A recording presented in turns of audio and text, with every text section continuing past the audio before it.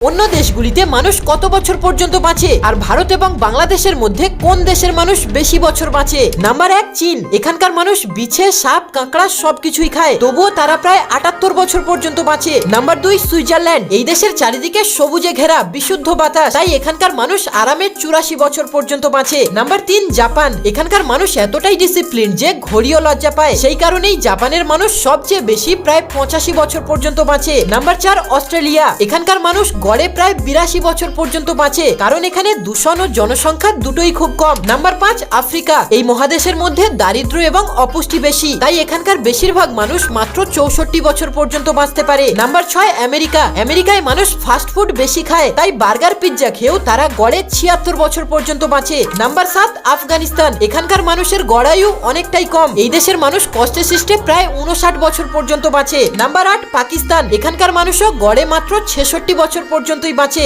Number 9 Bangladesh. বাংলাদেশের মানুষ সাধারণত ঘরোয়া খাবার খায়, ভাত, ডাল, মাছ, শাকসবজি, তাই এখানকার মানুষের গড়ায়ু 74 থেকে 77 বছর। নাম্বার 10 ভারত। ভারতের মানুষ ঝাল মশলাদার খাবার খেতে পছন্দ করে আর আরামসে প্রায় 72 বছর পর্যন্ত বাঁচে।